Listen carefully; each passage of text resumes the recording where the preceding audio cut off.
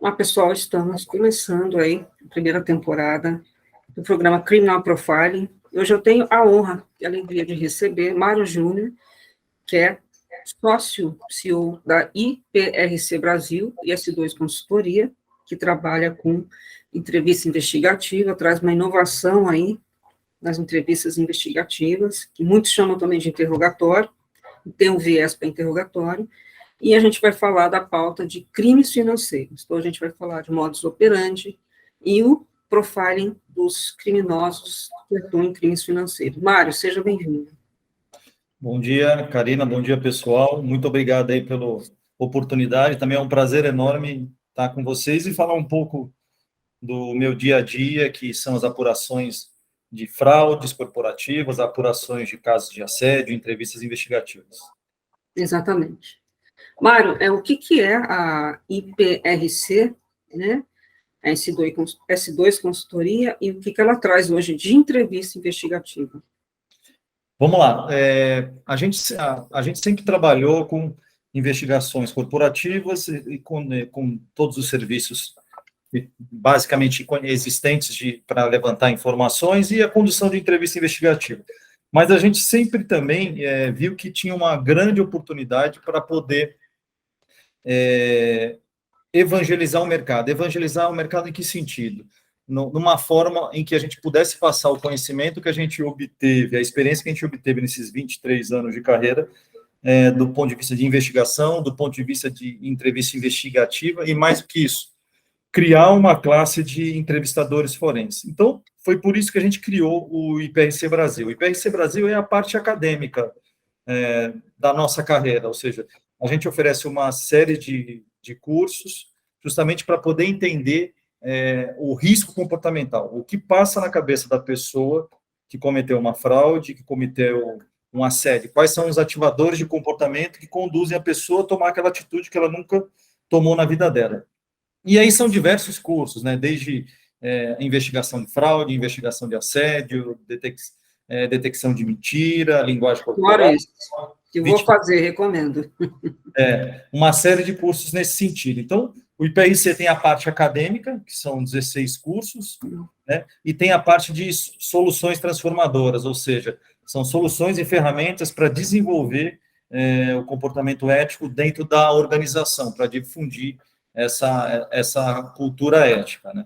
E aí a S2 é a parte de consultoria pura em si. Então, a gente tem um teste de integridade, que é aplicado no processo de seleção.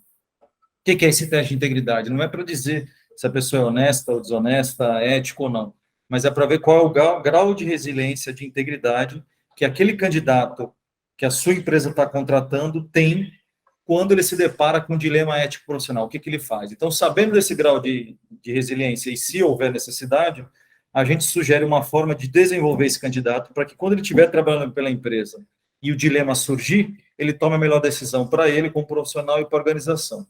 E a outra parte da S2, como eu disse, é a parte de investigação corporativa, que tem uma série de ferramentas para levantar informação e investigar, e uma das mais importantes é a entrevista investigativa, que, sem vaidade alguma, com toda a modéstia existente, nós somos os pioneiros no Brasil, a gente que criou essa classe, a gente vem lutando até hoje para não haver excessos, para não haver assédio, para não haver questões desumanas na condução de uma entrevista. Por que disso? que do outro lado não tem um inimigo meu, do outro lado tem uma pessoa como eu, que por alguma razão que eu ainda não sei, decidiu fraudar, decidiu assediar. Então, eu sou uma forma de resgatar essa pessoa, sou uma forma de trazer ela para o momento antes de ter cometido a fraude, lógico, ela falando a verdade, ela confessando para mim. Então, é isso. Tá, entrevista investigativa, que é a nossa pauta aqui, de crimes financeiros. Como que você começa essa entrevista, qual o método, né? E para você narrar algum caso que você tenha feito. Na realidade, a entrevista não tem... A entrevista de assédio, a entrevista de fraude, de corrupção, a entrevista de fraude de crime financeiro, a entrevista de manipulação de resultados, a entrevista de vazamento de informações, a entrevista de sabotagem, ela não tem distinção alguma, porque a base é o ser humano. Então, eu vou conduzir a entrevista da mesma forma. Obviamente que as perguntas são diferentes, porque os casos são diferentes. Mas, basicamente, o que acontece? O primeiro momento da entrevista é o momento que eu vou receber a pessoa na sala, e aí eu vou fazer o que algumas pessoas erroneamente falam que é o raporte. O raporte é uma forma de você se aproximar da pessoa, ficar meio que amiguinho da pessoa, quebrar o gelo, e a gente não é a nossa missão quebrar o gelo ou fazer um raporte. A nossa missão é executar o balizamento, é eu saber como que aquela pessoa que entrou na sala, qual é o padrão de linguagem corporal, o padrão de linguagem facial, de linguagem verbal, quando aquela pessoa fala a verdade.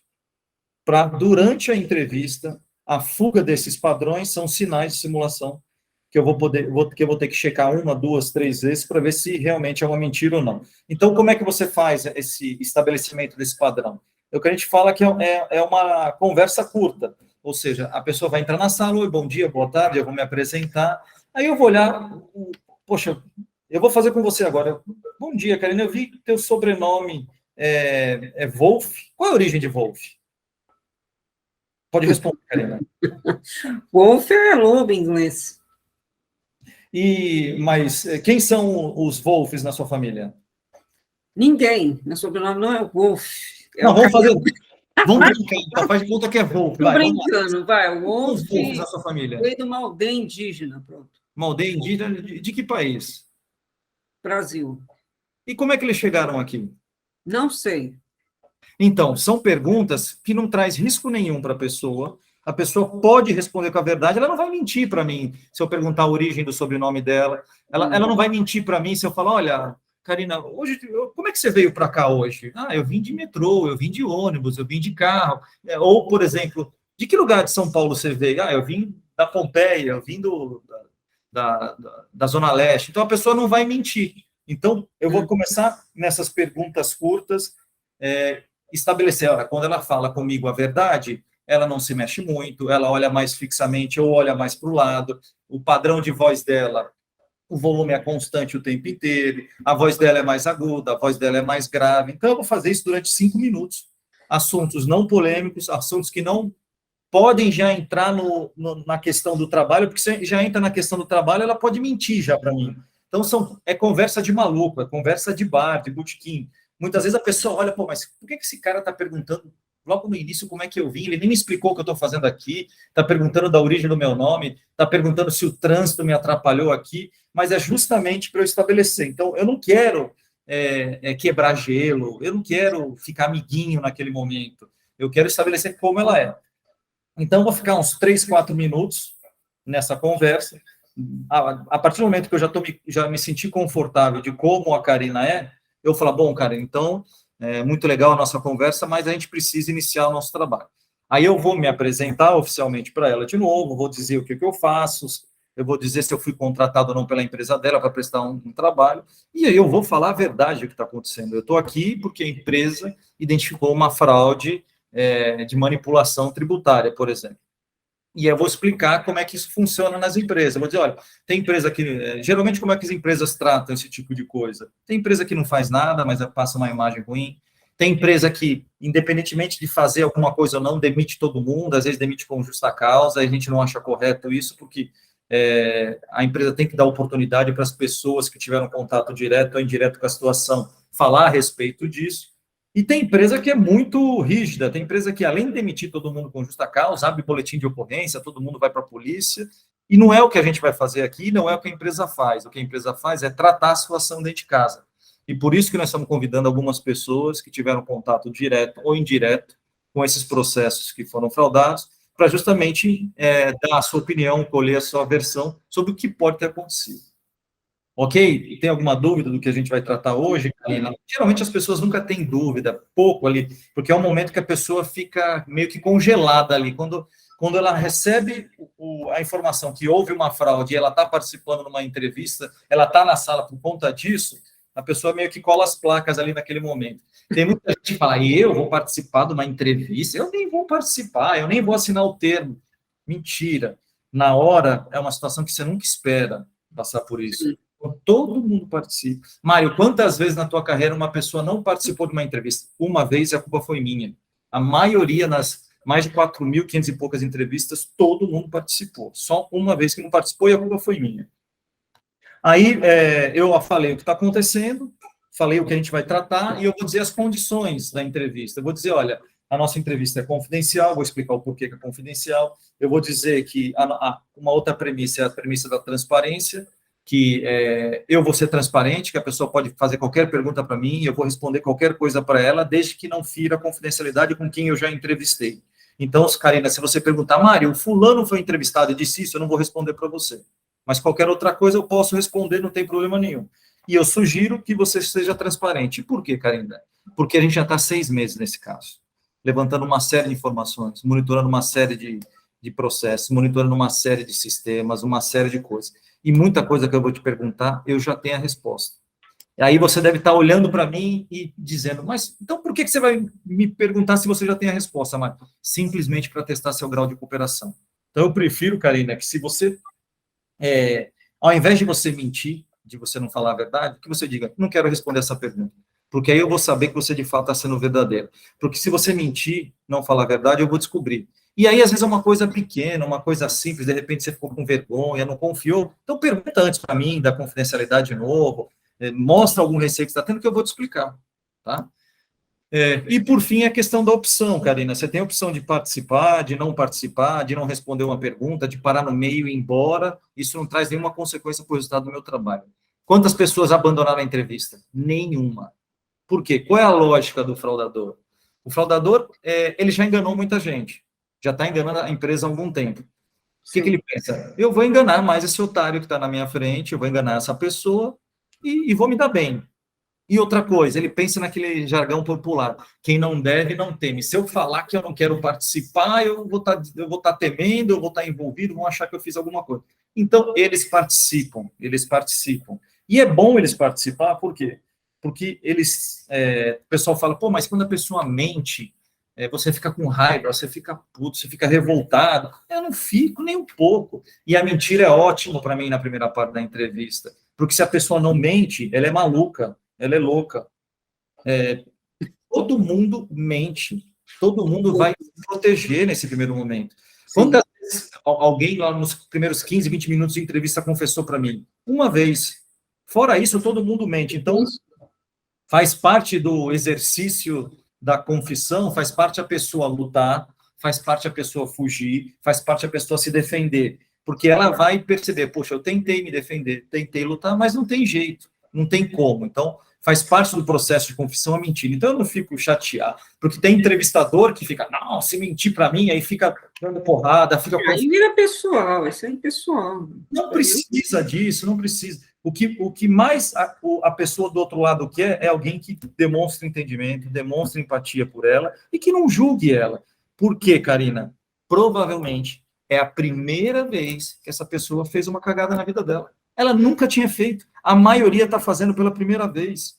Então, se encontra alguém que só dá fica fazendo caras e bocas, fica tripudiando, fica maltratando, o que coloca na cabeça da pessoa? E eu vou falar o quê para a Karina? Só está me batendo, só está me dando porrada, eu não vou falar nada. Ela não vai me ajudar em nada, ela só vai me prejudicar, ela não vai atenuar nenhuma situação, ela vai só me ferrar. Então, a base da entrevista investigativa é a empatia. Então, aí eu apresentei as condições, né, como eu falei, Então, e para formalizar a nossa entrevista, tem um termo de participação. Eu vou entregar esse termo de participação, eu vou assinar junto com a pessoa, ela vai assinar. Esse termo é importantíssimo, porque é mais uma proteção para o processo. O que tem nesse termo? Olha, você vai participar de uma entrevista sobre os assuntos que vão ser apresentados pelo entrevistador, a entrevista é confidencial, é transparente, e você tem a opção de não participar, de parar a qualquer momento, de ir embora. Você concorda? A pessoa assina, eu assino, e a gente começa. Qual é a primeira pergunta de qualquer entrevista? Conta para mim sobre você. O quê, Mário? Pessoal, profissional, o que você quiser falar. Pode falar de qualquer jeito, eu vou interagindo contigo. Sai falando, né? Aí a pessoa sai falando dela, porque aí eu vou vendo o que ela dá mais importância na vida dela. Aonde a água, com perdão da palavra, pode bater na bunda. Então, se ela começa falando da família, muito da família, do amor, do filho, tal, não sei o quê, esse pode ser um ponto que eu posso usar na hora que eu declarar culpa, na hora que eu for manipular ela, até conseguir que ela fale a verdade. Então, eu vou ver a importância que ela dá para as coisas na vida, quais são os gatilhos que podem fazer ela falar. Puta, meu pai é um exemplo de vida para mim, meu pai era a pessoa que instituiu a ética no Banco do Brasil. Opa, legal. Então, já está guardado isso, porque na segunda parte da entrevista eu vou manipular com a figura do pai, que foi o cara que instituiu a ética no Banco do Brasil, como que ele acha que o pai dele viria a ele se ele se percebesse que ele teve a oportunidade de reescrever a história dele, de passar uma borracha no passado e não quis fazer isso, ficou mentindo o tempo inteiro, não abraçou essa ideia. Então, essa pergunta é super importante. E aí eu vou fazendo outras perguntas. Você está com a empresa? Aliás, o que você faz no seu trabalho? Quais os contatos internos e externos que você tem? Você tem contato com fornecedor, prestador, órgão público, tal? Você está satisfeito com a empresa, satisfeito com o seu chefe, satisfeito com seus colegas de trabalho? Então, essas perguntas são perguntas acessórias que elas vêm em toda e qualquer entrevista. Você se considera uma pessoa realizada financeiramente, patrimonialmente? Você está buscando algum objetivo, algum sonho? Está buscando adquirir alguma coisa que você não teve até hoje? Além do teu trabalho, você possui alguma atividade paralela que te traz uma renda? Então, estou montando a história de vida da pessoa, montando a história financeira. Obviamente que eu já sei, a maioria dessas respostas, eu já sei tudo isso antes, porque a gente levantou a informação, estudou a vida da pessoa, entendeu a carreira dela na empresa. Mas é importante dar oportunidade para ela falar, porque muitas vezes ela acrescenta alguma coisa, ela muda alguma coisa. E aí eu vou entrar, especificamente, depois que eu fiz essas perguntas acessórias, eu vou entrar especificamente no assunto, que é a manipulação tributária, que é o crime financeiro, e vou começar a fazer perguntas focadas para isso. Sempre perguntas abertas, né? A grande maioria é pergunta aberta. Por que pergunta aberta? Conta para mim o que aconteceu com os tributos na empresa na última fiscalização. Porque é uma pergunta que a pessoa vai me dar informação, não é uma pergunta de sim ou não, certo ou errado. Então, eu deixo ela dar a versão pura da história, ela me dá a versão pura. Depois, eu vou precisar colocar algumas perguntas diretas. Você manipulou os tributos da empresa? Você desviou o dinheiro da empresa? Você aceitou o suborno? Porque é para dar chance para a pessoa ser verdadeira, falar que sim ou não. E aí eu vou esmiuçando o assunto. Eu estou percebendo que você quer falar alguma coisa, diga. Não, eu estou ouvindo. Né? Estou ouvindo. Beleza. Eu estou pensando, você está falando, eu já estou pensando nas perguntas, mas eu estou ouvindo. E aí eu vou entrando e focando nas perguntas. Então, sempre pergunta aberta e algumas perguntas fechadas, algumas perguntas diretas, porque a única forma de você detectar dissimulação, uma das formas de você detectar dissimulação é você vendo como a pessoa responde verbalmente. Então, se eu pergunto, você manipulou os tributos da empresa? Você tem duas respostas, sim ou não. Qualquer coisa que fuja disso pode ser uma tentativa de manipulação. Mas, Mário, nunca, de maneira alguma, jamais, é uma forma de negação. Mas é uma negação abrangente, é uma negação que tem uma... Subjetiva, né? Subjetiva. É a mesma coisa em crimes contra a vida. Você matou, o caso da Mércia de Nazaré Paulista. Você matou a Mércia? Nunca, excelência, jamais. Quantas vezes dá para matar a Mércia? Matar uma pessoa é algo recorrente, dá para matar. Eu nunca matei ela, jamais matei ela. Então, jamais é futuro, nunca é futuro. É mais futuro do que passado.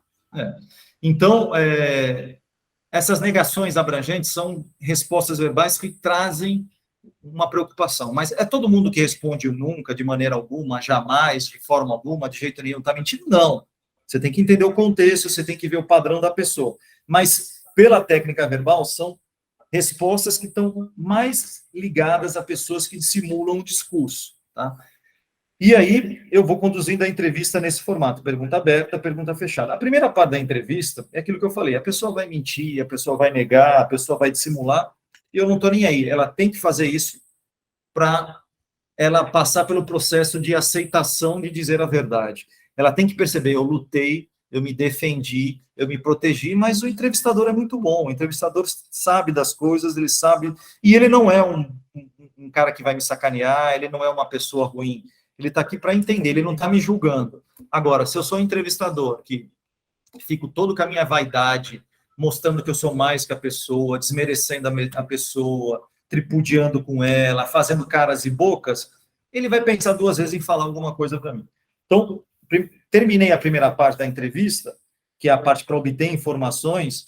Então, vou perguntar, você sabe quem está manipulando os tributos da empresa? Você manipulou? Alguém pediu para você fazer isso? Se alguém pedisse, o que você faria? E se você soubesse, o que você faria? E se fosse um amigo teu que estava fazendo isso, você denunciaria?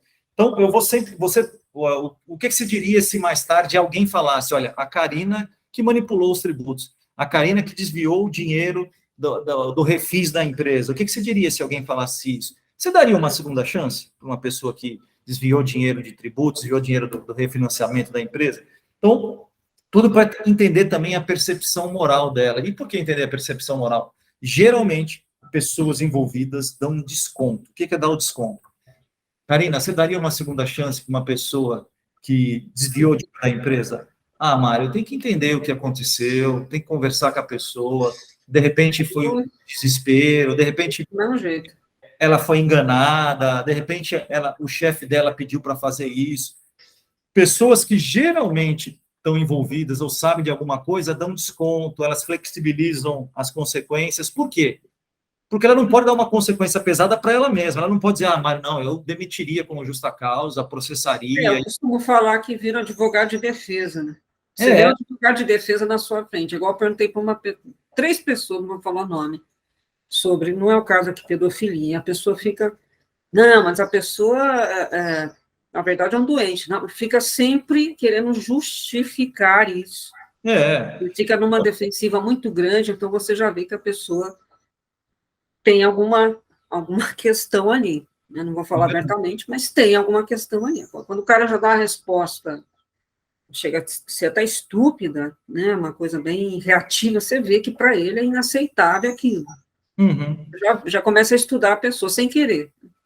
E aí, muito bem falou, às vezes você fala, o que você acha que deveria acontecer com alguém que desviou o dinheiro da empresa, manipulou os tributos da empresa para esconder uma situação que estava errada na organização? A pessoa fala, olha, Mário, uma demissão normal. Ela não fala demissão com justa causa, ela não fala uma consequência pesada, uma demissão normal. Ou, de repente, ele pede a demissão. Então, sempre atenua, sempre dá uma desculpa, né? Exatamente. E aí, você começa a partir para as perguntas finais da primeira parte da entrevista, que são, ó, você mentiu durante a entrevista? Só tem dois tipos de resposta, sim ou não. Independentemente do que a pessoa responder, por quê? Se ela falar que sim, ótimo, então aonde você mentiu? Se ela falar que não, por quê? O que a gente espera das pessoas que geralmente seguem o caminho da verdade? Porque eu falei a verdade, porque eu não menti, porque eu fui sincero, porque eu fui transparente. Geralmente as pessoas que podem estar enganando, por quê? Eu não mentiria para você. A situação é muito séria. Eu não preciso mentir. Meu pai me ensinou que não é bonito mentir. Por quê? Porque eu não minto. Porque eu nunca menti na vida. Todo mundo mente. Toda hora. A mentira, às vezes, ela é terapêutica. Se você falar a verdade que você está sentindo na hora, você nem sai de casa. Então, essas perguntas finais são perguntas para você retestar a veracidade da pessoa. O que você diria se mais tarde eu descobrisse que só em um ponto da entrevista, Karina, você não foi verdadeira? A pessoa que não mentiu vai dizer, não, você não vai descobrir, isso não aconteceu, eu fui verdadeira. Mentira sua, você errou, Mário, impossível. O enganoso, você tem que me mostrar onde que é. Queria fazer uma... Você, aproveitando que é profile aqui, já deve ter dado de cara com isso. Como é que é fazer uma entrevista, Mário, uma pessoa que é narcisista, que é uma pessoa que ela própria entra num ciclo de mentira para justificar o que ela está fazendo. Como é que é entrevistar essa pessoa? Na realidade, é uma entrevista que é muito chata. E quando você percebe isso, Ativo, né? quando você percebe isso, aliás, não só o narcisista, a pessoa que se acha a última bolacha do pacote, a pessoa que é prolixa, que fala e nunca responde. Você não pode dar asa para essa pessoa, porque se você der asa, ela vai fazer isso a entrevista inteira, ela não vai te responder nada, ela vai dizer que é a melhor pessoa do mundo, que é a última bolacha do pacote, vai ficar dando voltas e voltas. Então, você tem que cortar isso. Então, você fez uma pergunta. Aí, a pessoa, ou o narcisista, ou o prolixo, ou a pessoa que fica enrolando, tá lá. Aí você já, puta que pariu. Pergunta ruim, resposta ruim. Mas você vai dar mais uma chance, de repente foi uma, né? Aí você faz outra pergunta, aí é o mesmo caminho. Na terceira pergunta, se você percebe que ela está... Olha, Karina, é o seguinte, está boa a nossa conversa, mas eu preciso que você seja direta nesse ponto. Me responde isso aqui. Fala para mim sobre isso. Essa outra parte a gente deixa para um outro momento. Então, você tem que fazer um finalizador. E se a pessoa continuar dessa forma, você vai fazer o outro finalizador. Olha, Karina, eu acabei de falar para você ser direta nesse ponto, ou você me responder isso, aquilo, e você não fez o que eu te pedi. Se a gente seguir dessa forma, é melhor a gente parar, você pode ir embora. Eu falei que se você não quisesse fazer a entrevista, você poderia ir embora, a porta está aqui, tá? Eu não preciso de você. Estou falando que quem precisa estar aqui nessa sala é você, para poder ter a oportunidade de explicar o porquê que isso aconteceu. Ah, Mário, a pessoa vai embora? Não vai embora. Se eu mostro para a pessoa que eu preciso dela, que eu preciso muito dela, aliás, na maioria das vezes eu preciso que a pessoa fique lá, eu preciso que a pessoa dê as informações, porque às vezes a investigação não pegou nada. O sucesso da investigação está na confissão ou não do entrevistado. Mas se eu mostro, olha, eu preciso que você me conte isso, eu preciso que você me ajude, fala, por favor, isso. Aí o cara vai dizer, esse cara está na minha mão. O entrevistado não é burro. Toda pergunta que eu faço, toda declaração que eu dou, ele está pensando em o que o Mário quer saber, aonde o Mário quer chegar. Então, eu não posso mostrar que eu preciso dele. Eu tenho que, olha, se você quiser ir embora, você pode ir. Eu não preciso de você aqui. Quem precisa estar aqui é você, cara, para explicar o porquê. E por isso que eu estou te dando essa oportunidade, a empresa está dando essa oportunidade, porque respeita você. Agora, se você ficar dessa forma, eu vou parar a entrevista. Porque eu vou perder meu tempo, você vai perder seu tempo e a gente não vai resolver nada. Então, essa pessoa, você tem que cortar, Karina. Você não pode dar asa para ela. Se der asa, ela vai fazer isso contigo a entrevista inteira. Eu comentei porque eu já fiz uma entrevista com uma pessoa desse perfil, eu acho que ele é o pior para você obter, assim, de todos. Psicopata é inteligente, né? Você pode até... Mas esse tipo de enganador narcísico, né? Ele vive na própria mentira. Então, é num ciclo que você tem que ver a coisa girando para você poder entrar. Cansa muito. É terrível. Tanto a convivência são inconvivíveis. São inconvivíveis. Não dá para você conviver com... Tem vários tipos, né? Vários perfis de narcísico, mas não, falo isso numa empresa por causa de assédio, eu falo de outra situação, e ele é muito comum dentro de uma empresa. Tanto o psicopata que tem narcisismo ou narcisismo puro, né?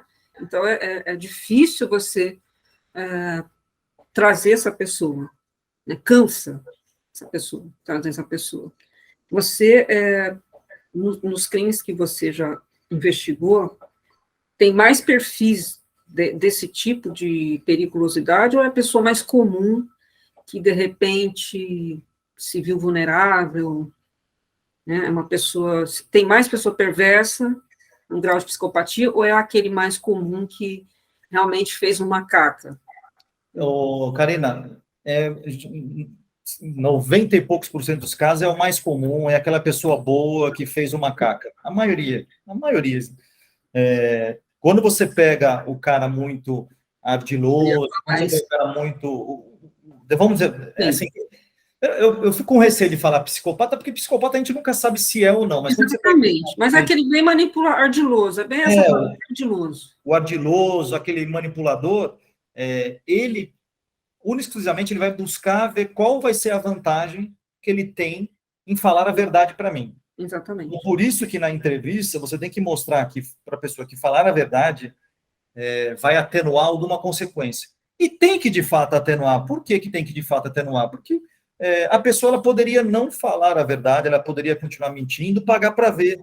Então, é justo também, pô, o cara colaborou, o cara falou a verdade, de repente a empresa não ia ter as últimas consequências. A empresa vai demitir com justa causa, mas não vai processar civilmente para pegar o dinheiro de volta ou criminalmente. Tem empresa que faz isso. Então, ele tem que perceber que falar a verdade traz alguma consequência, porque aí facilita para falar. Agora, a grande maioria, que é a pessoa boa, a pessoa que fez uma caca uma vez na vida, ela nem pensa muito nisso, em atenuar a coisa. Muitas vezes ela quer sofrer os impactos. Eu mostro isso, né? Ela quer sofrer os... Porque ela sente vergonha, ela sente mal, ela quer se reeducar. Então, ela não fica preocupada. Lógico, alguns ficam, mas muitos, eles sabem que vão ser demitidos com justa causa, que não vão ter acesso aos direitos, isso, aquilo. Uhum. Então, é meio que eles esperam que... é engraçado, eles falam assim, eu imaginava que um dia eu ia ter essa conversa com alguém como você. Eu esperava que um dia isso ia acontecer. Porque eles sabem que essas coisas acabam mais tempo vai acontecer. Né? Uma hora vai acontecer. E aí, acabou a primeira parte da entrevista com essas perguntinhas de transparência. Então, você mentiu, devemos acreditar nas suas respostas, que nota você dá para a sua sinceridade, o que você diria se mais tarde eu descobrisse que você não foi verdadeiro, o que você diria se mais tarde alguém apresentasse uma prova dizendo que você está envolvido na fraude. Aí eu chego, Karina, vamos fazer um intervalinho, para não ficar tão desgastante, para você poder beber uma água, ir ao banheiro, dar uma relaxada. Para eu também dar uma esparecida, a gente já volta para continuar. Tem gente que fala, Mário, pelo amor de Deus, o cara vai mandar mensagem, o cara vai falar com os comparsas, o cara vai no banheiro, o cara vai fugir. O cara pode mandar mensagem para o comparsa dele durante a entrevista. Eu não posso falar, não use o telefone, eu não tenho direito disso. O cara pode levantar para ir no banheiro no meio da entrevista. Eu não posso dizer para ele, não saia, porque se eu falar isso é cárcere. Se eu falar isso, eu vou ser preso, eu vou ser processado. Então, eu não estou nem aí se o cara vai no banheiro e falar com o comparsa dele. Porque o que acontece? É dilema do prisioneiro. Só sabem o que aconteceu na entrevista eu e a Karina que estamos na sala. Então, ele pode... O meu Google aqui está falando no telefone. Cuidado com o Google. Aí, o que acontece? De repente, a Karina foi para o banheiro e falou, olha, Joana, eu estou sendo entrevistada, mas não falei nada, tá? Tamo junto, hein? Então, provavelmente você vai ser entrevistada, não fala nada. Aí, beleza. Só que a Karina falou, eu consegui manipular a Karina e ela confessou para mim durante a entrevista. Confessou tudo. Só que ela disse para a amiga dela que não falou nada. Aí eu vou entrevistar a amiga dela, né? A comparsa dela que estava envolvida com ela. Aí vai chegar um momento, a pessoa vai estar mentindo, porque a Karina disse que não falou nada. Aí vai chegar um momento que eu vou dizer, olha, nessas horas, Joana, você tem que ser leal com você. Por quê? Quando a pessoa vem aqui para a sala, ela fala coisas até a mais para se ver livre das consequências e acaba prejudicando as outras. Não seja leal com quem não vai ser com você e com quem já não foi com você. Eu não estou dizendo que a Karina falou dela, que a Karina delatou ela. Eu estou jogando só a sementinha na cabeça dela. Porque fraudador vai confiar em fraudador? Não deixe, Karina, as pessoas prejudicarem você. Não deixe as pessoas falarem coisas a mais. Então, eu não me preocupo que nesse intervalo a pessoa vai no banheiro, a pessoa mande mensagem. Por quê? Porque muitas vezes a gente está pendurado no computador da pessoa, está monitorando a pessoa, está monitorando o WhatsApp, e a gente está vendo tudo. A equipe de investigação está vendo tudo. É bom que isso aconteça. É bom que isso aconteça. Aí a pessoa acabou esse intervalinho, que é rápido também, é 5 minutinhos. Porque eu, como entrevistador, eu também preciso ter um respiro, porque eu fiquei 1 hora da primeira parte da entrevista com ela. Aí, quando voltamos para a sala, eu sento na cadeira, ela senta na cadeira, eu falo, ó, Karina, tá muito... eu pedi esse intervalo para não ficar desgastante, você poder beber uma água, eu beber uma água, e também para dar uma olhada em mais algumas coisas. Você quer saber o resultado da nossa investigação? A maioria das pessoas falam que o verdadeiro, ele quer saber o resultado da investigação. Ele fala, quero, pode falar. O enganoso envolvido, o que ele fala? Ele quer saber, mas ele não consegue expressar. Ele fala, você que sabe, da resmunga, a decisão é sua. Porque ele tem medo de ouvir que a investigação concluiu que ele está envolvido na fraude. E aí, ele vai ter que confessar. A partir desse momento, eu faço uma declaração direta de culpa. Olha, a nossa investigação, Karina, constatou que você manipulou os tributos da empresa, que você desviou o dinheiro da empresa. E aí fico 5 segundos olhando para a cara da Karina para ver se a Karina vai esboçar algum sinal corporal, facial ou verbal de negação. Se eu estou... O único problema dessa fase da entrevista é eu não posso levar uma pessoa que não está envolvida, que não fraudou, para essa parte da entrevista. Por quê? Porque eu estou acusando. E imagina eu acusar uma pessoa que não está envolvida. Então, por isso que a primeira parte da entrevista é importante para eu já fazer a limpeza. O que é essa limpeza? Puta, a Karina foi bem na primeira parte, ela não está envolvida, ela falou a verdade, para mim está encerrado, não precisa ir para a segunda parte. Agora, pode ser que o entrevistador fique com dúvida. Puta, a Karina foi bem na primeira parte, nesse ponto, mas foi mal nesse... Eu estou com dúvida. Se você ficou com dúvida, meu amigo, encerre a entrevista. Não leve uma pessoa que você ficou com dúvida para a segunda parte da entrevista só para testar ela. Eu vou acusar a Karina para ver como ela se porta. Não faça isso, isso é errado. Então, ficou com dúvida, encerra a entrevista, manda a pessoa embora e aprofunda a sua investigação. Vai olhar outras coisas, vai levantar mais informação, e aí, se encontrar alguma coisa contundente, você chama a pessoa de volta para um outro dia na entrevista. Então, eu só vou levar a pessoa para a segunda parte da entrevista se eu tenho prova, evidência, ou se na minha entrevista, primeira parte, eu vi, ela está mentindo, ela está dissimulando, nesse ponto, nesse ponto, nesse ponto, nesse ponto. Eu estou tranquilo e confortável para declarar culpa para ela. Mas o que pode acontecer? Que é uma possibilidade, isso já aconteceu comigo. Eu posso achar que a Karina está envolvida, mas eu errei. A Karina não está envolvida. Eu vi pelo em ovo, eu estou errado. E aí eu vou acabar levando uma pessoa para a segunda parte da entrevista que eu estou enganado, que ela não deveria ir. E isso é um problemão. Por quê? Porque você vai acusar o inocente. E acusar o inocente é ruim. Acusar o inocente gera risco. Porque se você não tem... Provavelmente você não tem prova nenhuma. E esse inocente não vai confessar porque ele não fez. E aí você vai encerrar a entrevista acusando o inocente sem uma confissão, e esse cara pode entrar com processo contra você, contra a empresa, prejudicar. Então, eu já fiz isso uma vez. As pessoas me perguntam, Mário, onde é que está o erro de você? Eu tenho 99,9% de certeza que quem eu estou levando para a segunda parte da entrevista está, de fato, envolvido. Quantos por cento que você leva para a segunda parte da entrevista confessa? 84%. Tem gente que não confessa. E ninguém consegue 100% de confissões. Agora, aonde está o meu erro? Tem pessoas que estão me enganando. Eu estou dizendo, a Karina está limpa, ela falou a verdade, ela não está envolvida, mas ela está envolvida. Então, o cuidado que a gente toma, o cuidado que o nosso método tem é tão grande para a gente não correr o risco de levar um inocente para a segunda parte da entrevista. Agora, eu acho, e eu tenho certeza, que algumas vezes algumas pessoas me enganam e eu digo, a Karina está limpa e não está envolvida. Nessa vez que eu levei a pessoa errada para a segunda parte da entrevista, quando eu declarei culpa, então, Karina, a nossa investigação constatou que você manipulou os tributos e desviou o dinheiro da empresa. Quais são as reações? O enganoso, às vezes, congela. O enganoso, o enganoso, tá certo. Às vezes, ele, o quê? E aí, nessa hora, inverte a ordem de comunicação. Nessa hora, a Karina não vai mais abrir a boca.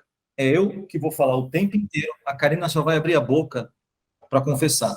Porque se eu deixo abrir a boca, ela vai negar.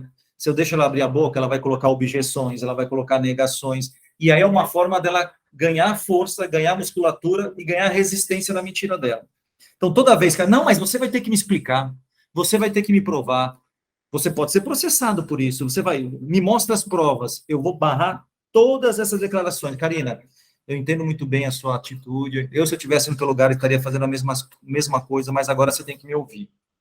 Não tem dúvida nenhuma. Você desviou o dinheiro da empresa. Você manipulou os tributos e embolsou esse dinheiro. Agora, eu estou aqui para entender o porquê que isso aconteceu. Porque eu não sei. Não sei se você fez isso por algum problema financeiro, se você fez isso por ganância, se você achou que não estava cometendo um erro, se alguém te colocou nessa, se alguém te obrigou. Eu até acho que você não fez por sacanagem, porque você não gosta da empresa, por tudo que eu vi. Porque você sempre veio para o trabalho para trabalhar, você é uma pessoa boa, você é uma pessoa que nunca fez isso, ou eu estou enganado? Você não fez isso os 5 anos aqui na empresa. Ou eu estou enganado? Não, Mário, geralmente, não, não, não. Então, Já acabou de confessar. e aí... Eu não fez, eu não faria, mas já pensou. Só que, Karina, esse processo de confissão, Mário, quanto tempo? Já teve situações que demorou, eu manipulei a pessoa durante 15, 20 minutos, aí eu cheguei, faz sentido o que eu estou dizendo? Eu estou enganado como quando digo que você é uma pessoa boa, mas que cometeu um erro aqui? Vamos reescrever a sua história? Às vezes dura 20 minutos nessa segunda parte, mas já teve entrevista que durou 7 horas e meia.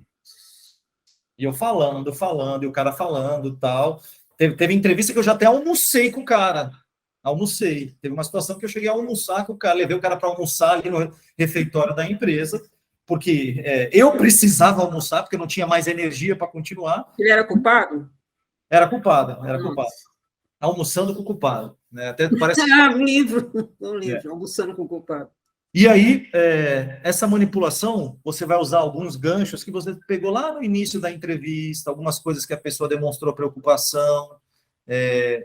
Tem uma pergunta que eu gosto de fazer muito. O que você acha? Qual seria a pior coisa que poderia acontecer para uma pessoa que desviou dinheiro da empresa? Aí o pessoal fala, todo mundo ficar sabendo. A imagem dela, todo mundo vai ficar vendo que ela é uma pessoa ruim, e ela não é uma pessoa ruim. Então, você usa isso. Olha, eu estou aqui com você, para justamente preservar a tua imagem. Porque se a gente seguir no caminho da sinceridade, como você está seguindo, isso não vai acontecer. A empresa vai te reconhecer, ela vai saber que é um erro, mas ela não vai pendurar teu pescoço em passar por você, vai ter uma saída honrosa. Isso requer coragem, isso não é fácil. Agora, tem pessoas que vão querer pagar para ver, seguir o outro caminho, essas pessoas vão ter as consequências. Então, a entrevista é um jogo de paciência, é um jogo de humanidade, é um jogo de empatia, né? Porque do outro lado tem uma pessoa que nem eu. Eu teria feito a mesma coisa que aquela pessoa fez, dentro do contexto de vida, das necessidades, das pressões que ela teria vivido. Então, não é passar a mão na cabeça da pessoa, mas é entender o que aconteceu e mostrar que tem uma consequência. A consequência pode ser mais ou pode ser menos, conforme o retorno que ela me der. Aí, beleza. Vamos falar de um crime... Bom, deixa eu só chegar na parte da confissão. Sim. Aí eu consegui... Faz sentido o que eu estou dizendo? Então, conta para mim, Karina, por que isso aconteceu? Eu não falo para ela, conta para mim o que aconteceu. Porque se eu falo para ela, conta para mim o que aconteceu, mostra que eu não sei o que aconteceu. Então, chega, então, Karina, por que você fez isso? A única coisa que eu não sei é o porquê. E, na realidade, eu nem sei direito, às vezes, o modus operandi, eu nem sei direito como ela desviou o dinheiro, tudo, mas eu tenho que falar, mas por que você fez isso? Mário, eu estava passando necessidade, ou eu vi um amigo meu que fazia isso e não acontecia nada, eu achava que era um dinheiro que não fazia falta para a empresa, tal. Ah, tá, então eu estava certo quando não era ganância, né? Você não queria se vingar da empresa, você queria, poxa, que legal, tal. Mas conta para mim, quando é que foi a primeira vez? E aí, quando foi a primeira vez? Mais ou menos, se você lembra, quando foi a primeira vez? E que caminho você seguiu? Aí nessa eu vou, aos poucos, entendendo o modus operandi, como aconteceu. Mas eu não vou dizer, olha, explica para mim, conta para mim como aconteceu, porque eu mostro que eu não sei.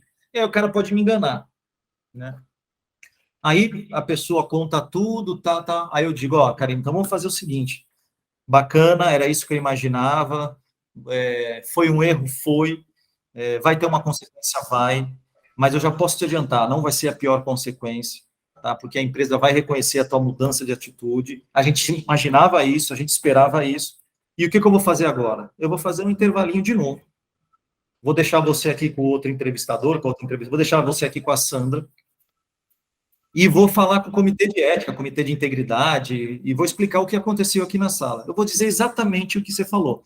A primeira parte da entrevista, a Karina seguiu o caminho que a gente esperava, de não falar a verdade, se proteger, é normal, a gente não ficou chateado em nenhum momento. Depois veio a segunda parte da entrevista, ela resistiu mais um pouco, tal, mas depois ela mudou de atitude, ela não ficou tripudiando, ela falou por que aconteceu, tudo, não deixou passar nada, falou toda a verdade que a gente já tinha constatado, por livre e espontânea vontade. É isso que eu vou dizer. Eu posso dizer isso para o comitê? Você quer que eu acrescente mais alguma coisa? Você quer fazer algum pedido especial para o comitê? Tem gente que fala, Mário, eu só não quero ser demitido com justa causa. Eu falo, olha, ô, Karine, isso eu não posso te prometer. Eu vou levar esse pedido para a empresa, mas isso eu não posso te prometer, porque você sabe que tem que ter uma. Você sabe que isso que aconteceu, no pior cenário, era demissão com justa causa, processo civil e processo criminal. Eu já posso adiantar que o processo criminal não vai acontecer. A empresa não vai ir para frente com isso pela sua mudança de atitude, mas vai ter uma consequência. Não sei se vai ser demissão com justa causa, ou você vai pedir sua demissão, mas vai ter uma consequência. Tá? Isso. Então, eu vou falar isso, e enquanto eu estou lá do lado de fora falando com o comitê numa outra sala, vou deixar aqui com você, Cassandra, e eu vou pedir para você fazer uma simples declaração, uma declaração de transparência. Essa declaração você vai explicar de maneira resumida o que aconteceu.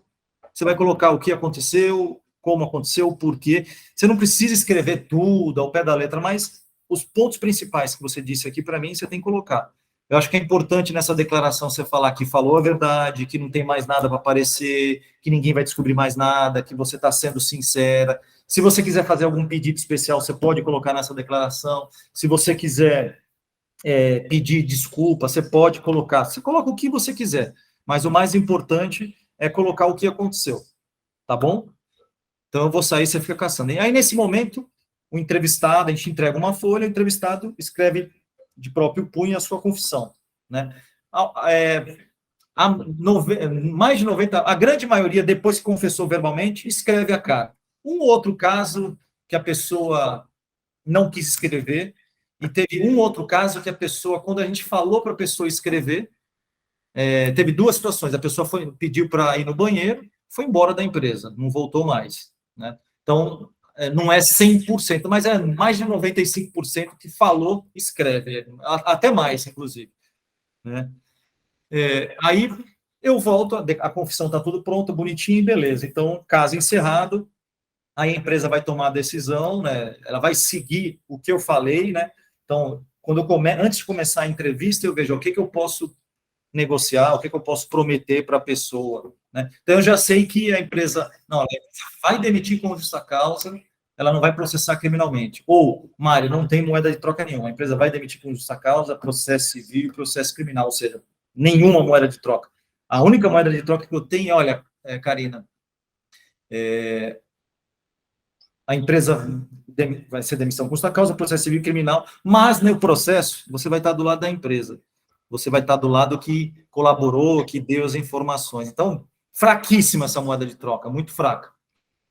Então, beleza, encerramos a entrevista. Então, vamos contar um caso de crime financeiro, de crime tributário. E foi um caso que eu fiz há 2 anos, que até hoje está rolando na justiça. Eu estou no grupo de WhatsApp, eu vejo o cliente com os advogados, não, mas na delegacia, no Ministério Público, a gente tem que capturar os bens do cara, isso, aquilo, o negócio arrastando mais de 2 anos.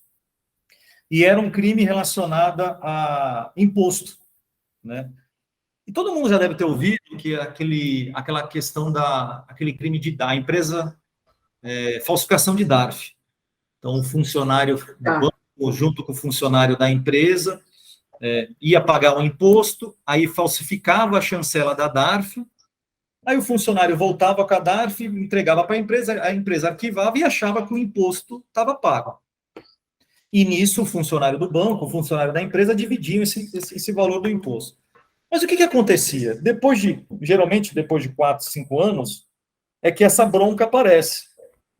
A Receita, o Estado, depois de 4, 5 anos, vê, poxa, a empresa não está pagando tal imposto há tanto tempo, vamos para cima. Aí entra com um processo, entra com uma autuação lá.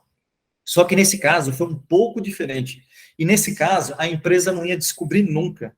Por quê? Era uma situação em que o funcionário, praticamente todo mês, ele chegava na tesouraria da empresa, olha, eu preciso de tantos R$1.000 para pagar um imposto, né? E ele pegava o dinheiro vivo em espécie, que já é estranho, para pagar um imposto no banco. Então, todo mês ele fazia isso, né? Aí, teoricamente, pagando o imposto direitinho, voltando o cadastro chancelado, tal. Fazendo isso há mais de 1 ano. E eram valores de 9, 10, 15 mil. Ninguém achava isso estranho na empresa. Mas o que aconteceu? Na tesouraria, depois de um tempo, depois de 1 ano e meio, quase 2, mudou um funcionário, na realidade, uma funcionária da tesouraria. E ela começou a ver 1 mês isso, 2 meses isso, 3 meses isso, ela falou, pô, mas que estranho. Pegando dinheiro vivo para pagar imposto de renda, pedindo dinheiro. Imposto de renda não, imposto. Uma coisa como essa, geralmente isso paga pela internet, paga por código de barra, paga assim, paga assado. E ela falou, pô, mas que coisa estranha. E aí ela comentou isso com o diretor financeiro, se não me engano, o diretor financeiro. E aí eles falaram, pô, vamos. Sobre o que é isso? Ah, é um refis, né? É um refis. Vamos ver o que é isso. É refinanciamento de imposto, não pago. Então vamos ligar na Receita. Aí ligavam para a Receita, consultaram lá, tem algum imposto? Nós estamos pagando algum refinanciamento, está sendo pago, tem alguma coisa em aberto? E o pessoal, não, vocês não têm nenhum refinanciamento, não tem nada em aberto, não está acontecendo nada. Aí os caras, que estranho, porque já há mais de quase 2 anos, a gente tem os boletos, tem as DARFs, tudo paga com chancela, de um refinanciamento com a Receita, isso, aquilo. Ah, então deixa a gente dar mais uma olhada, de repente algum engano, e nisso o pessoal da Receita procurando. Aí passou mais um tempo, veio o retorno da Receita. Olha, vocês não têm nenhum refinanciamento, nunca teve nenhum imposto aberto, deem uma olhada internamente nisso. E aí a empresa ficou super ressabiada, e aí começou a investigar. Começou a investigar, e o que foi constatado? Olha só o quão ardiloso foi o fraudador. Na realidade, ele inventou um refinanciamento. Ele inventou um imposto que não estava sendo pago para justamente poder sacar esse dinheiro e pagar.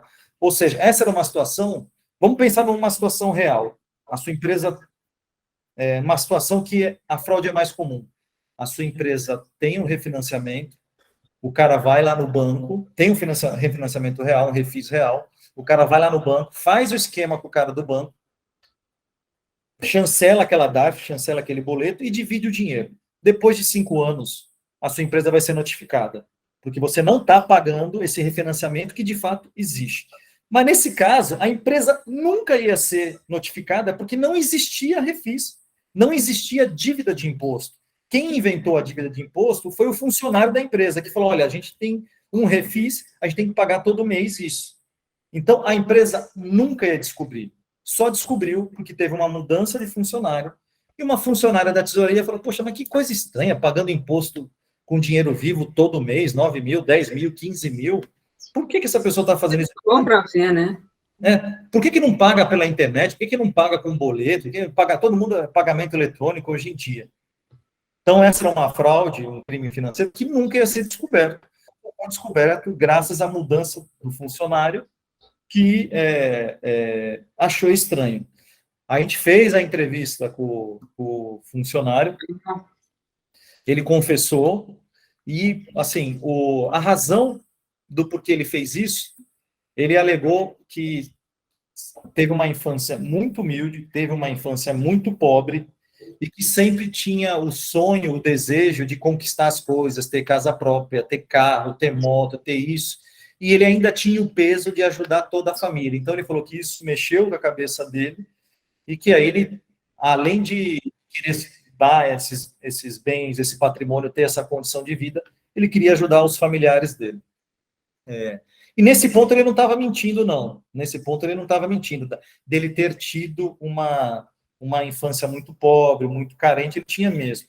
Mas não era só por isso. Também era por ganância, porque ele poderia ter parado. Ele fez uma fraude para não ser descoberta, ele ia fazer isso a vida inteira. O dinheiro já estava incorporado como uma receita recorrente dele, né?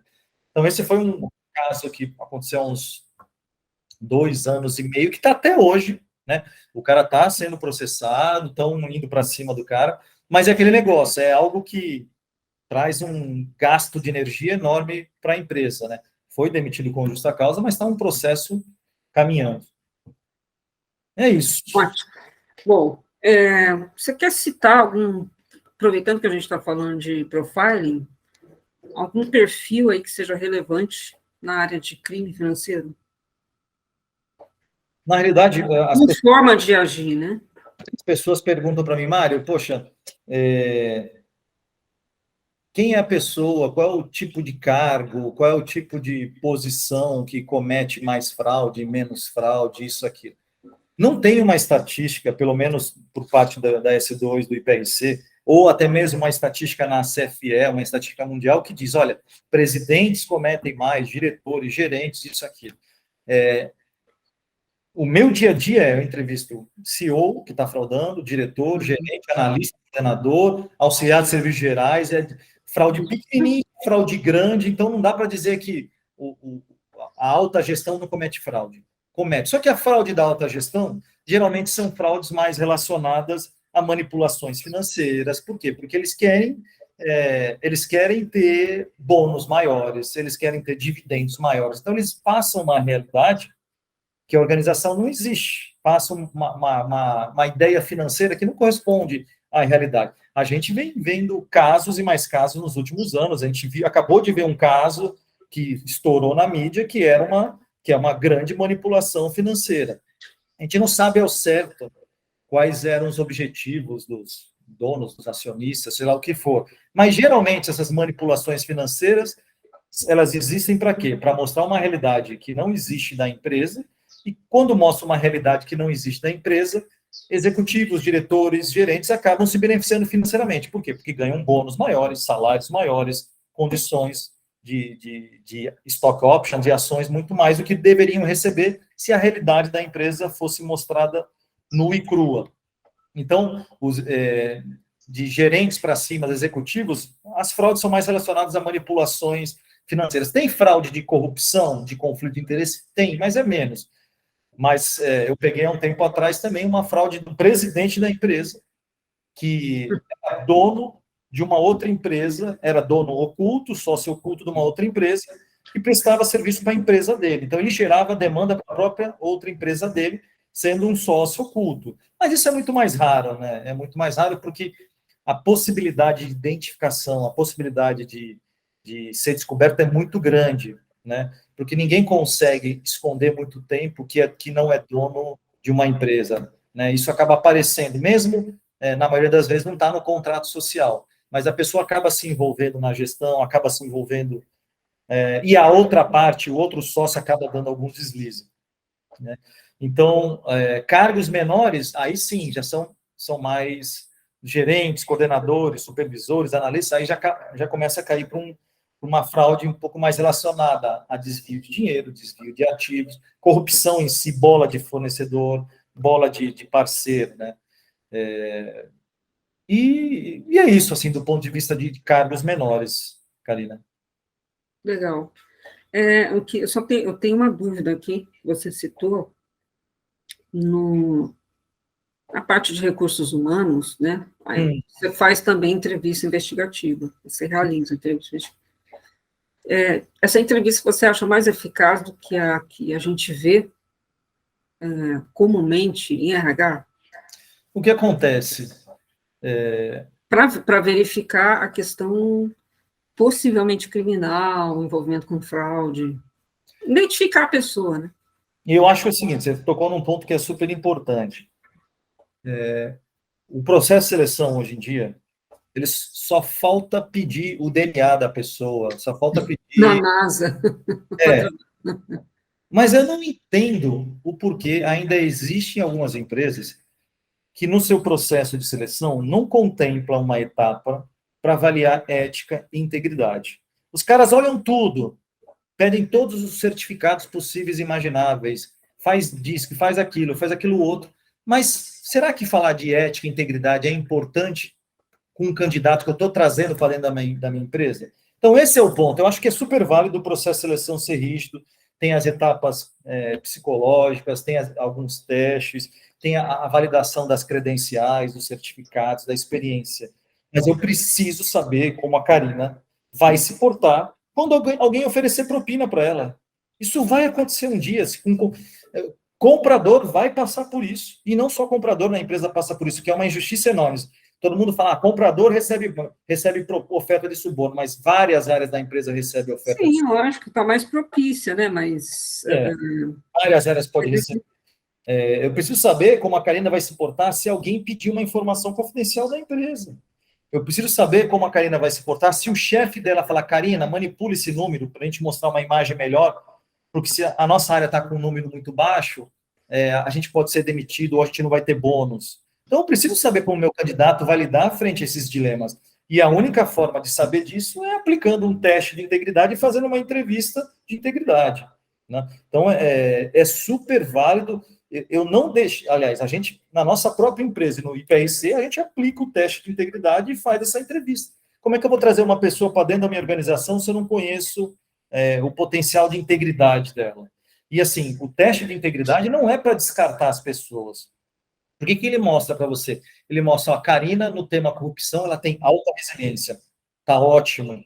Agora, no tema manipulação de resultados, ela tem uma resiliência moderada. E por que ela tem essa resiliência moderada? Que teve uma pergunta que ela respondeu, olha, dependendo de como for a pressão do meu chefe, eu vou acabar acatando uma ordem dele porque eu vou ter medo de ser demitido, ele é meu chefe e tal. Puta, esse ponto eu preciso desenvolver com a Karina. Então, a sugestão de desenvolvimento seja clara com a Karina e diga o seguinte, olha, Karina, se alguma vez acontecer uma situação dessa aqui na empresa, a gente não compactua com isso, você não pode tomar essa atitude, porque se você tomar essa atitude, você vai sofrer uma consequência. E treinar a Karina, se eu quiser contratar ela, se eu for contratar ela. Então, o teste de integridade, ele traz uma boa notícia. Por quê? Porque nem todo mundo, a grande maioria não é alta resiliência em todos os pontos. A Karina vai ser alta nesse, moderado nesse, baixo nesse, e aí você vai trabalhar esses pontos, né? É isso. É bom. Bom, Mário, você quer acrescentar mais alguma coisa sobre a entrevista investigativa? O que eu quero acrescentar é pedir para a galera que está conduzindo a entrevista. Aliás, tem um ponto, eu até escrevi no LinkedIn fiz um vídeo, coloquei no LinkedIn semana passada. Sim. Eu fico desesperado, dói no coração. Eu vejo alguns pseudos entrevistadores forenses conduzindo entrevista, maltratando os funcionários, assediando, se achando que o entrevistador é o pai da ética, o boçal e soberano. Geralmente, maus entrevistadores sobem no pedestal da ética e acham que do outro lado tem um bandido, tem um criminoso, uma pessoa... Então, a maioria. A maioria pensa isso. Então, o que eu quero deixar aberto é que para as pessoas tomem cuidado com esses pseudos entrevistadores. Existe metodologia, existe treinamento, que vai mostrar que o caminho da empatia, o caminho de exercer a humanidade é muito mais fácil, é muito mais humano e é muito mais honesto com a pessoa que está do outro lado. Eu estou nessa atividade há 23 anos, né? Eu já fiz mais de 4.500 entrevistas. É muito mais prazeroso você ver na tua frente que você conseguiu reconstruir aquela pessoa, trazer ela para o momento antes de ter cometido a fraude, do que só ficar batendo, agredindo que eu digo do ponto de vista verbal ali, maltratando, chutando cachorro morto, julgando a pessoa, né? Eu tenho que ser uma ferramenta de reconstrução, e não uma ferramenta para afastar a pessoa. A pessoa tem que sair dali, olha, cometi um erro, sofri uma consequência justa, as pessoas entenderam o que aconteceu, e eu não vou mais fazer isso, né? Sem contar que bater, julgar, menosprezar é pouco efetivo. Pode dar resultado você fazer uma ameaça, se você não confessar, você vai sair daqui presa. Para algumas pessoas até dá resultado, mas isso vai dar problema para você. E se existe uma forma que o entrevistado vai ficar com raiva de você e, de repente, pode pensar em fazer alguma coisa com você, é se você tratar ele assim. Se ele percebe que o meu trabalho é fazer entrevista, se eu estou respeitando ele, se eu estou sendo humano, aquela pessoa nunca vai ter raiva de mim, porque sabe que eu não tenho nada contra ela. Então, aproveitem o IPRC Brasil, aproveitem os cursos, procure o Renato, para tirar as dúvidas. A gente adora tirar dúvidas, não tem problema nenhum. Mas não busque... Na semana passada, um cliente nosso disse que acompanhou uma entrevista com uma outra consultoria, e quando ela entrou na sala com o controle do ar-condicionado e com uma jarra de água, olha, está aqui o controle do ar-condicionado, a jarra de água, disse que o entrevistador, não precisa de ar-condicionado, não precisa de água. Nós temos que ter um clima tenso aqui na sala, nós temos que ter um clima de deserto, a pessoa tem que ficar incomodada. Eu fico perguntando, para que, cara pálida? Eu não quero um clima tenso na sala, eu não quero que a pessoa fique incomodada, eu não quero que a pessoa queira sair da sala. Se eu crio condições ruins, a pessoa vai querer sair da sala. É igual é igual com um animal. Se você encurrala um animal, o que ele vai fazer? Ou ele vai atacar você, ou ele vai fugir. Eu não quero que o meu entrevistado me ataque. Eu não quero que o meu entrevistado fuja. Eu não vou estar sentado na cadeira do papai todo confortável e o meu entrevistado na cadeira de pau, na cadeira de madeira com prego. Não precisa disso. Condições iguais, pessoas iguais. A diferença é, alguém cometeu um erro e eu estou querendo ajudar essa pessoa. Interessante. Mário, parabéns aí pelo seu trabalho, né? Eu vou replicar o que você falou, muita gente deve procurar você e me procura também, querendo fazer profiling, né? A gente vê muito curso rápido aí de criminal profiling, de perfilação, né? Eu vou reforçar aqui que perfilação só faz a área da polícia, oficialmente. Oficialmente, é só área policial, né? E para fazer elaboração de laudo, ou seja, perfilar a pessoa para ajudar na investigação, né? E somente psicólogo ou um psiquiatra pode elaborar laudos, tá? Para imputar uma pessoa no crime, semi-imputar, né? Ou não imputar. Verdade. Resumindo, né? Demais é para apoiar em investigação, ou seja, com quem que eu estou falando, que possivelmente ele fez, então eu vou traçar um modus operandi próximo ao que ele poderia fazer. Mas como eu até conversei com uma pessoa ontem, não tem uma caixinha que você pode pôr todo mundo. Você tem que analisar, sentar, conversar e analisar as evidências que ele deixou, para chegar num... Eu vejo muito curso aí, 10 passos, 5 passos, 6 passos, e a pessoa está pagando por uma coisa que ela não vai ter. É verdade. E uma coisa que você falou, Karina, aí coloca as pessoas dentro de uma caixinha, de novo. Não existe isso. Cada entrevista é uma entrevista, cada pessoa é uma pessoa. Exatamente, falou tudo, é o que eu falei. Quando eu vou conduzir a entrevista, Mário, eu sempre vou com medo, eu sempre vou com receio de cometer um erro, um engano, de prejudicar uma pessoa. Aquele entrevistador que vai, não, eu tô tranquilo, boçal e soberano, esse vai cometer erros. Boçal e soberano é ótimo. É bem isso, é bem isso. Às vezes eu vejo, principalmente RH, esse boçal e soberano. Eu sou o cara, eu consigo... Não, porque do outro lado tem uma pessoa, eu não posso errar, não posso cometer um erro, entendeu? Então, desce do pedestal da ética, porque você poderia ter feito a mesma coisa que essa pessoa fez. Você não passou pela experiência, não né? passou, vivenciou, não sentiu a dor da pessoa, não sentiu a dor. Por mais banal que seja a dor, eu queria ter dinheiro, você não sentiu essa dor. Exatamente. Não concorda com essa dor, a gente não concorda, não estamos passando a mão na cabeça, mas você não sentiu. Então... Você não pode julgar. E outra coisa, né? Cada entrevista, cada investigação é uma troca, né? Então, você vai conduzindo a entrevista, a investigação, de acordo com o que você está recebendo. Então, não é método certo, protocolo, 10 passos, 6 passos. Cada pessoa, você pode ter um cara que tem um traço de psicopatia, estou falando de psicopatia porque virou moda. Uhum. Não tem tanto assim, porque eles são bons, não vai deixar você ver, né? Então, assim, é uma troca, então não é igual aos outros. Cada pessoa é diferente, ela tem a natureza de personalidade dela, mas ela é diferente. Né? Então, é uma troca com aquilo que você está recebendo. Então, não dá só para ficar claro aqui, para você não ser enganado em cursos. Uhum. Isso aí, muito legal a conversa. Obrigadão, né? E a gente vai encerrar por aqui nosso primeiro episódio aí do Criminal Profiling. Eu que agradeço. Beijo, um abraço a todos aí.